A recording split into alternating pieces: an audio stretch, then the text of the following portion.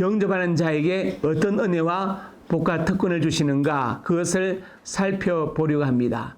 제일 먼저 하나님의 자녀가 됩니다. 하나님의 자녀가 되는 것은 우리가 다른 무엇에서 되는 것이 아니고 예수님 이름을 영접하면 하나님의 자녀가 된다고 요한복음 1장 12절에 말씀하고 있습니다. 그 다음에 새로운 피조물이 됩니다. 이제 예수 그리스도 안에서 새로운 피조물로 거듭나게 되는 것입니다. 세 번째로 다시 정죄받지 않습니다. 이제 누구도 우리를 죄 있다고 말할 수 없습니다. 왜냐하면 로마서 8장 2절에 그리스도 예수 안에 있는 생명의 성령의 법이 죄와 사망의 법에서 우리를 해방하였기 때문입니다. 그리고 이제 네 번째로 죄와 사망의 법에서도 완전히 해방됩니다. 로마서 8장 1절에 예수 안에 있는 자에게 결코 정죄함이 없다고 성경은 분명히 말씀하십니다. 다섯 번째 축복이 무엇입니까? 이제 성령께서 내주하시고 동행하십니다. 성령께서 내주하신다는 것은 성령 하나님께서 우리 속에 오셔서 우리와 함께 거하시면서 우리의 기도를 들으시고 인도하신다는 것을 말씀하고 있습니다. 그래서 로마서 8장 9절에 너희 속에 하나님의 영이 거하시면 이렇게 표현한 것은 바로 성령이 계신 것을 말씀하는 것입니다. 이 땅을 살아가면서 이제 내 힘으로 내 생각으로 사는 것이 아니라 성령 인도를 받고 사는 삶을 살 수 있습니다. 그래서 여섯 번째로 성령 인도를 받습니다. 로마서 8장 14절에 말씀하기를 하나님의 영으로 인도함을 받는 사람 곧 하나님의 아들이다, 이렇게 말씀했습니다. 우리가 어디 길을 찾아갈 때 잘 모르는 길을 내비게이션을 켜고 인도를 받으면 쉽게 갈 수 있습니다. 마찬가지로 인생을 살아가면서 내가 어디로 가야 할지 무엇을 해야 할지 잘 모를 때가 있습니다. 그때 성령의 인도를 받아야 됩니다. 인도를 받는 방법은 기도함으로 성령께서 인도해 주시는 것입니다. 하나님께서 음성으로 우리 귀에 말씀을 들려주지 않는다 할지라도 지나고 보면 성령의 인도가 있었구나, 그것을 깨닫게 될 것입니다. 그 다음에 일곱 번째로 성령의 도우심을 받습니다. 자, 로마서 8장 26절에 성령이 우리 연약함을 도우신다고 말씀했고 심지어 우리 기도를 도우신다고 말씀하고 있습니다. 우리가 너무나 가슴이 막히고 답답해서 기도할 그런 마음도 내지 못할 때 성령께서 우리를 위해서 친히 간구하신다, 이렇게 말씀했고 우리 연약함을 도우신다고 말씀하고 있습니다. 그래서 하나님의 자녀가 되면 성령의 도우심을 받을 수 있습니다. 그 다음에 예수님께서 친히 간구해 주십니다. 로마서 8장 34절에 말씀했습니다.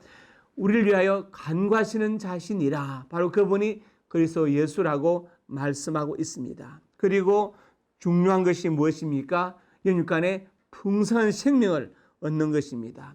요한복음 10장 10절에 주님께서 말씀하시기를 내가 온 것은 양으로 생명을 얻게 하고 더 풍성히 얻게 하려는 것이라, 이렇게 말씀했습니다. 이 생명은 영육간의 풍성한 생명을 말씀하는 것입니다. 그리고 이제 열 번째로 기도 응답의 복을 누립니다.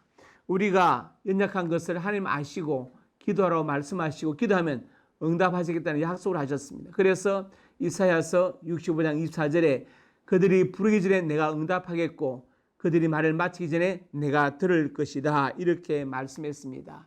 또 빌립보스 가면은 아무것도 염려하지 말고 기도할 것을 말씀했습니다. 왜 아무것도 염려하지 말라고 했을까요?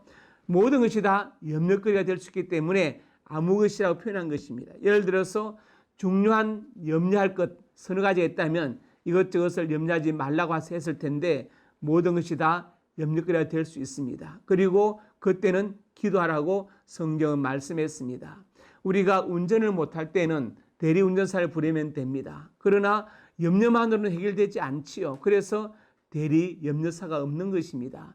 내가 1시간당 10,000원 줄 테니 나 대신 염려해 주세요. 그러면 해결됩니까? 그렇게 해결되지 않기 때문에 성경은 염려하지 말고 그 시간에 차라리 기도하라고 이렇게 말씀하시고, 기도하면 하나님께서 너희 마음과 생각을 지켜주실 것이다. 즉 그 마음에 소원이 이루어질 것을 분명하게 말씀하고 있습니다. 여러분, 기도함으로 기도응답의 축복을 누리기를 주님의 이름으로 축원합니다. 그 다음에 11번째로 하나님의 사랑에서 끊이지 않습니다. 로마서 8장 35절 그리고 38절에서 9절에 참 놀라운 말씀을 선포하셨습니다.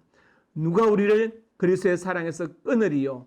환난이나 곤고나 박해나 기근이나 적시나 위험이나 칼이랴 이렇게 말씀했고, 그 다음에 38절 가서 사망, 생명, 천사, 권세자들, 현재일, 장래일, 능력, 높은 깊음, 어떤 피조물이라도 우리를 우리 주 그리스도 예수 안에 있는 하나님의 사랑에서 끊을 수 없으리라 이렇게 선포했습니다. 그러니까 어떤 존재도 어떤 환경도 우리를 하나님의 사랑에서 끊어내지 못한다고 말씀하고 있습니다. 그래서 우리가 예수 믿으면 하나님의 사랑에서 절대로 끊어지지 않는 것입니다.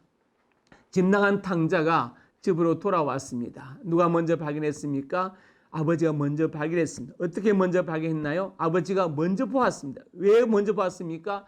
아들을 기다리고 있었기 때문에 먼저 본 것입니다. 그래서 우리 하나님의 사랑은 언제나 우리를 기다리시고 또 회개할 때마다 용서하시고 우리를 받아주시는 사랑입니다. 하나님의 사랑에서 끊이지 않습니다. 그 다음에 이제 13번째로 이제 하나님의 자녀들은 심판에 이르지 않습니다. 왜냐하면 성경 말씀 요한복음 3장 18절에 심판에 이르지 않는다 이렇게 분명히 말씀했기 때문에 그렇습니다. 어떤 사람은 이 죄악과 부조리가 가득한 세상을 보라 이것이 신의 작품이냐 이렇게 말하는 사람도 있습니다. 그렇지만 하나님은 공평하신 분이십니다. 왜 공평하십니까? 두 학생이 학교를 다니는데 한 학생은 놀고 한 학생이 공부한다면 그것은 공평하죠. 왜냐하면 시험이 있기 때문에 공평한 것입니다. 마찬가지로 세상에 비록 부조리와 죄악이 있다 할지라도 하나님의 심판이 있기 때문에 이 세상은 공평한 것이고 우리 하나님은 공평한 분이십니다. 그 다음에 우리에게는 13번째로 부활의 소망이 있습니다. 자, 고린도전서 15장 이렇게 말씀했습니다. 만일 그리스도 안에서 우리가 바라는 것이 다만 이 세상의 삶뿐이면 모든 사람 가운데 우리가 더욱 불쌍한 자이리라 이렇게 말했습니다. 여기서 우리는 예수 믿는 사람들을 가리킵니다. 모든 사람은 세상 모든 사람들이 있죠. 그 중에서 우리 예수 믿는 사람들이 가장 불쌍한 자가 될 것이다. 왜냐? 그리스도 안에서 우리가 바라는 것이 다만 이 세상의 삶뿐이라면 죽으면 다 끝난다면 지금 예수 믿는 것이 무슨 의미가 있느냐? 우리가 시간을 내서 예배드리고 헌금하고 봉사하는 것이 무슨 의미가 있느냐? 지금 그것을 묻고 있습니다. 그런데 우리의 삶이 이 땅의 삶으로 죽음으로 끝나지 않고 그 위에 영원한 삶이 이어진다면 우리가 지금 드리는 헌신, 기도, 봉사 그리고 헌금 모든 것은 가장 가치 있는 의미를 가지게 될 것입니다. 우리에게는 부활의 소망이 있습니다. 그 다음에 이제 우리에게 천국의 소망이 있습니다. 분명히 성경은 말씀하기를 우리 예수님께서 내가 너희를 위하여 거처를 예배하러 간다 이렇게 말씀하셨고 요한계시록 21장 1절에서 2절에 보니까 새하늘과 새 땅을 본다 이렇게 말씀했습니다. 그래서 천국의 소망이 우리 믿음의 사람들에게 있습니다. 여러분 예수 믿으면 이 놀라운 은혜와 그 다음에 특권과 약속들 축복들이 다 여러분의 것입니다. 예수를 영접하시고 오늘 말씀에 기록된 증거된 이 모든 언약의 축복들을 받아 누릴 수 있기를 주님의 이름으로 축복합니다. 이제 3가에서 또 뵙도록 하겠습니다.